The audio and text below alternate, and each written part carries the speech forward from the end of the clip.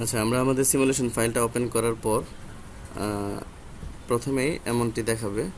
তো প্রথমে আমাদেরকে জেনে নিতে হবে আমরা কি কি এখানে সেন্সর ইউজ করেছি। যেহেতু আমাদের এটা হচ্ছে আপার লিম্ব এক্সোস্কেলেটন প্রজেক্টের একটি কনসেপচুয়াল সিমুলেশন অনলি।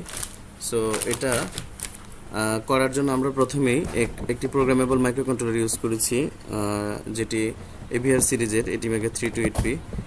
এটা মূলত যে বোর্ডটা দেখা যাচ্ছে এটা হচ্ছে আরডিনো উনো ডেভেলপমেন্ট বোর্ড। সো এর সাথে আমরা যে অ্যানালগ পিন রয়েছে, অ্যানালগ পিনের সাথে আমরা 4টা ইনফ্রারেড সেন্সর সংযুক্ত করেছি। অ্যান্ড ইনফ্রারেড সেন্সরের সাথে একটা করে আমাদের লজিক স্টেট রয়েছে, যেগুলোর মাধ্যমে ইনফ্রারেড সেন্সরের সিগন্যাল ইনপুট দেবো, অর্থাৎ ইনফ্রারেড সেন্সর সেন্স করবে বা সেন্স করবে না এটা বোঝাবো এটার মাধ্যমে। অর্থাৎ আমরা এখান থেকে ডিজিটাল ভ্যালু 0 এবং 1 দিতে পারবো। তো এভাবে 4টা সেন্সর আমরা সংযুক্ত করেছি। প্রত্যেকটা সেন্সরের আবার এই সাইডে 3টা করে পিন থাকে, 2টা হচ্ছে পাওয়ার আপের জন্য, আরেকটা হচ্ছে আউটপুট পিনগুলো আমরা যথাক্রমে A0 থেকে A3 পর্যন্ত এই 4টা পিনে ইনপুট দিয়েছি। অ্যান্ড এই পাশে আমরা 2, 3, 4, 5 আরডিনোর এই 4টা পিনের সাথে আমরা 4টা রিলেকে সংযুক্ত করেছি, যেগুলোর সাহায্যে আমরা এখানে যে মোটরগুলো আছে সেগুলোকে ক্লকওয়াইজ বা অ্যান্টি ক্লকওয়াইজ ঘোরাবো। যেটা আমরা যেহেতু হার্ডওয়্যার এটাকে ইমপ্লিমেন্ট করছি অ্যাকচুয়েটরের সাহায্যে, সো গিয়ার মোটর বেজ অ্যাকচুয়েটরগুলো নর্মালি কন্ট্রোল করতে গেলে আমরা এভাবেই ডাবল রিলের মাধ্যমে এটাকে ক্লকওয়াইজ বা অ্যান্টি ক্লকওয়াইজ মুভমেন্ট করিয়ে থাকি। অ্যান্ড এই পাশে রয়েছে হচ্ছে আমাদের একটি পাওয়ার ইউনিট। এটি হচ্ছে একটি পাওয়ার সাপ্লাই ইউনিট। আমরা প্রথমেই 220 ভোল্ট কারেন্টকে একটি ট্রান্সফরমারে ইনপুট দিয়েছি, দেন ট্রান্সফরমারের আউটপুট সাইড থেকে আমরা যে স্টেপ ডাউন করতেছি সিগন্যালটা সেটা নিয়ে এটাকে আমরা একটা ব্রিজ রেকটিফায়ার সার্কিটের মধ্যে ইনপুট দিয়েছি। ব্রিজ রেকটিফায়ার সার্কিটটা মূলত আমরা 4টা ডায়োডের মাধ্যমে তৈরি করেছি, যেগুলোর মডেল হচ্ছে 1N4007। সো আমরা ডায়োডের নেগেটিভ পজিটিভ টার্মিনাল দ্বয়ের মধ্যে আমাদের ট্রান্সফরমারের আউটপুটগুলো ইনপুট হিসেবে দিয়েছি। দেওয়ার পর ট্রান্সফরমার থেকে যখন আমাদের পজিটিভ সিগন্যাল বা হাই সিগন্যালটা আসে তখন এদিক দিয়ে এসে এখানে জমা হয়, মানে এখানে চলে আসে। একইভাবে এই তারের মধ্যেও দিয়েও যখন পজিটিভ পালসটা আসে তখন এই পাশে এসে এখানে জমা হয়, আর নেগেটিভ পালসগুলো এদিক দিয়ে ঢুকতে পারে। সো আমরা জানি এসি যেহেতু নেগেটিভ পজিটিভ, অর্থাৎ আমাদের লো সাইকেল এবং হাই সাইকেল প্রোভাইড করে, মানে প্লাস মাইনাস। সো এগুলোকে আমরা এখানে ক্যাচ করে জাস্ট ডিসিতে বা ডিরেক্ট কারেন্টে কনভার্ট করার জন্য নেগেটিভকে এক পাশে এবং পজিটিভকে আরেক পাশে সাপ্লাই দিচ্ছি। সো এই পাশে আমরা কিন্তু নেগেটিভ পাস হয়ে এই পাশে নেগেটিভ আসছে, সো এখান থেকে আমরা নেগেটিভ নিতে পারছি, অ্যান্ড এই পাশ থেকে আমি পজিটিভ নিতে পারছি। অ্যান্ড আমরা ব্রিজ রেকটিফায়ার সার্কিটের মাধ্যমে জানি যখন কোনো এসি সিগন্যালকে ডিসিতে কনভার্ট করা হয় তখন এখানে সামান্য এসি থেকে যায়। সো এটাকে পিওর করার জন্য আমরা একটি ক্যাপাসিটর ব্যবহার করে থাকি, ইলেকট্রোলাইট ক্যাপাসিটর। সো আমাদের এখানকার যে ইলেকট্রোলাইট ক্যাপাসিটর সেটার আমরা মান নিয়েছি হচ্ছে 1 মাইক্রোফ্যারাড। অ্যান্ড এখানে আমরা আউটপুট যে ভোল্টেজটা নেব সেটার জন্য একটা ভোল্টেজ রেগুলেটর সার্কিট ইউজ করতে হয় বা আইসি ইউজ করতে হয়, ভোল্টেজ রেগুলেটর আইসি। আমরা এখানে যে রেগুলেটর আইসিটা ইউজ করছি সেটা LM78 সিরিজের। আমরা এখানে যেই রেগুলেটরটা নিয়েছি এটার আউটপুট ভোল্টেজ হচ্ছে 12। এখানে দেখা যাচ্ছে যে 78 মানে 12 ভোল্ট। এখানে নর্মালি 7805 মানে হচ্ছে 5 ভোল্ট, 06 মানে 6 ভোল্ট, 09 মানে হচ্ছে 9 ভোল্ট, আর 12 মানে হচ্ছে 12 ভোল্ট। সো এখান থেকে আমি গ্রাউন্ডের সাথে গ্রাউন্ড দিয়ে দিয়েছি, মানে নেগেটিভ, অ্যান্ড ভিআই মানে ভি ইনপুট টার্মিনালে আমি আমার এখান থেকে আসা যে ব্রিজ রেকটিফায়ার থেকে তারপর ক্যাপাসিটরের মাধ্যমে ফিল্টারিং হয়ে আসা যে পজিটিভ সিগন্যালটা এখানে ইনপুট দিয়েছি, আর এপাশ থেকে আউটপুট নিয়েছি। দুইটার আড়াআড়িতে আমি ভোল্টেজটা চেক করার জন্য একটি ভোল্ট মিটার অ্যাড করেছি, অ্যান্ড 220 ওহম মানের একটি রেজিস্টার দিয়ে এলইডি ইন্ডিকেটর সংযুক্ত করেছি যেন বুঝতে পারি যে আমার পাওয়ার সাপ্লাইটা কাজ করছে কি করছে না। দেন হচ্ছে আমরা আমাদের যে রিলে ইউনিটটা রয়েছে সেটা নিয়ে একটু কথা বলি। আমরা প্রথমেই এখানে যে কাজটা করেছি, একটি রিলে নিয়েছি 5 ভোল্টের। রিলের মধ্যে 5টি টার্মিনাল থাকে, একটি হচ্ছে আমরা নেগেটিভ ধরি, আরেকটাকে পজিটিভ ধরি, আর এই পাশে হচ্ছে আউটপুট লোড কন্ট্রোলিংয়ের জন্য 3টা পয়েন্ট থাকে, একটা কমন থাকে, একটা নর্মালি ক্লোজ, আর একটা হচ্ছে নর্মালি ওপেন।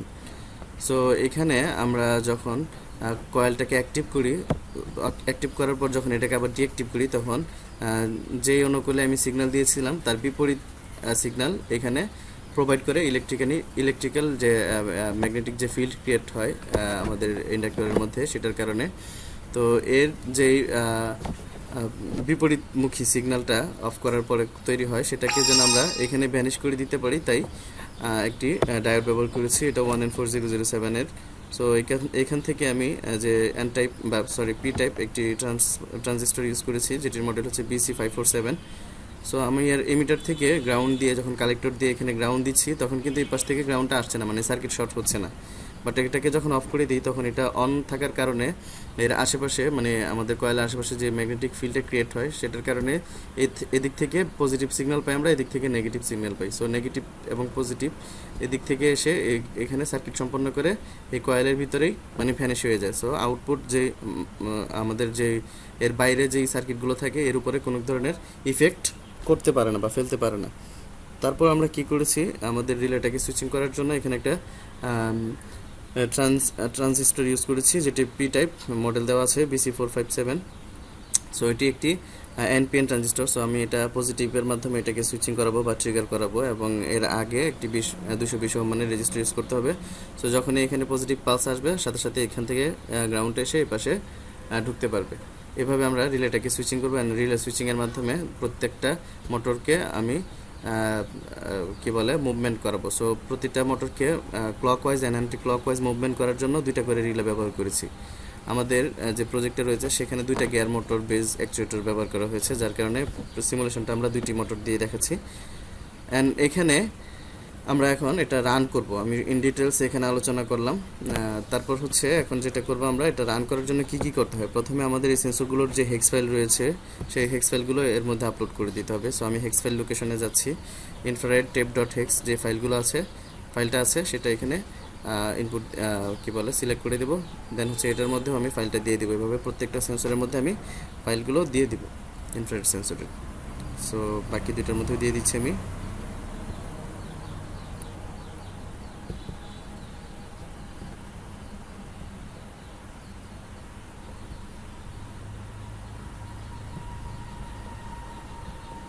ওকে, এখন আমাদের যে কোডিংয়ের যে মূল হেক্স ফাইলটা আছে, আমরা যে প্রোগ্রামটা করেছি, সেটার হেক্স ফাইলটা আরডিনোতে আপলোড করব। তার কারণে আমি আমার হেক্স ফাইলটা যে লোকেশনে রেখেছি সেখানে যাব, এবং এই যে এখানে দেখতে পাচ্ছেন সিমুলেশন code.ino.hex ফাইলটা এখানে আপলোড করে দেব। দিয়ে ওকে করে দেওয়ার পর এখন জাস্ট আমি এখানে প্লে বাটনে বা রান বাটনে ক্লিক করব। অ্যান্ড আমরা দেখতে পাচ্ছি আমাদের সিমুলেশনটা রান করেছে। এখান থেকে অল্টারনেটিভ সিগন্যাল ইনপুট যাচ্ছে, অ্যান্ড আউটপুটে আমরা 12 ভোল্ট পাচ্ছি। দেন এলইডি ইন্ডিকেটরের মাধ্যমে আমরা দেখতে পাচ্ছি যে এখানে 12 ভোল্ট আউটপুট সিগন্যাল আসছে। আমাদের মোটরগুলো সব সচল হয়েছে। এখন শুধু আমরা রান করে দেখব। আমার যখন ধরেন একটাকে আমি আমার কি বলে আর্মের জন্য, আর একটা হচ্ছে অর্থাৎ একটা আমার কনুইয়ের জন্য, আর একটা আমার বাহুর জন্য সিলেক্ট ধরে নিলাম যে এটা হচ্ছে আমার কনুইয়ের জন্য, এটা হচ্ছে আমার বাহুর জন্য। সো এটা যদি আমার বাহুর জন্য হয়, সো আমি এখানে ইনফ্রারেড সেন্সরে যখন ডিজিটাল সিগন্যাল 1 দিব, তখন দেখতে পাচ্ছি এটা অ্যান্টি ক্লকওয়াইজ ঘুরছে। এটাকে অফ করে দিব আমরা। এই সেন্সরগুলো মূলত আমাদের আঙুলের ডগায় বা মাথায় লাগানো থাকবে।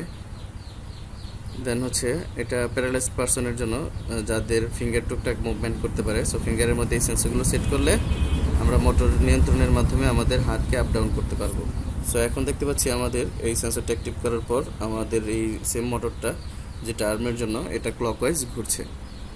তারপর আমরা কোণের জন্য যেটা সেট করেছি সেটাকে অ্যাক্টিভ করব। অ্যাক্টিভ করার পর আমাদের এই সেন্সরটা এই মোটরটা অ্যান্টি ক্লকওয়াইজ ঘুরছে, অ্যান্ড এটাকে অফ করে দেব। প্রোটিয়াস একটু স্লো কাজ করে মাল্টিফাংশনাল করতে গেলে, এটা পিসি কনফিগারেশন অনুযায়ী কম বেশি হয়ে থাকে। তো আমার এটা আমি অফ করে দেওয়ার সাথে সাথে কিন্তু অফ হয় না, কিছুটা ডিলে নেয়। তারপরে এটাকে যখন অন করছি তখন ক্লকওয়াইজ ঘুরছে।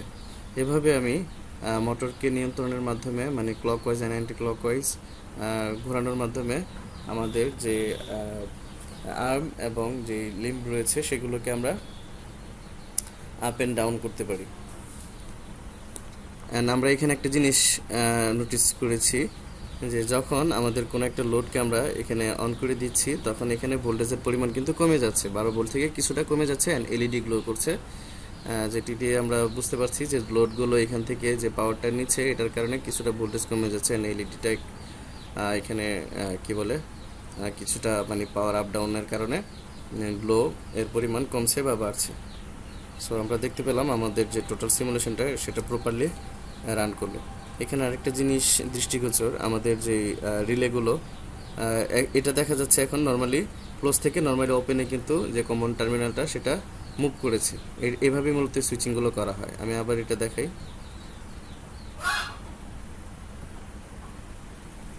এটাতে আমরা দেখতে পাচ্ছি যে কোনো একটা দিয়ে দেখালেই চলে। সো আমি এটা দিয়ে বোঝানোর চেষ্টা করছি। যে অফ হয়ে গেলো, আবার অন করলাম, যে রিলে ট্রিক করলো। তো এইভাবে মূলত আমাদের এই রিলে ট্রিগারিংয়ের মাধ্যমে আমরা কোনো লোডকে, যেটা 220 ভোল্ট ম্যাক্সিমাম এবং 10 এম্পিয়ার পর্যন্ত আমাদের এই রিলেগুলো সাপোর্টেড, 220 ভোল্ট 10 এম্পিয়ার অ্যান্ড হার্ডওয়্যারের মধ্যে আমরা এই ক্যাটাগরির রিলে ইউজ করেছি। সো এভাবে আমরা মোটরকে নিয়ন্ত্রণের মাধ্যমে আমাদের এক্সোস্কেলেটনকে মুভমেন্ট বা নিয়ন্ত্রণ করতে পারবো, কন্ট্রোল করতে পারবো। সো এই হচ্ছে আমাদের টোটাল ফুল সিমুলেশন এক্সপ্লেনেশন।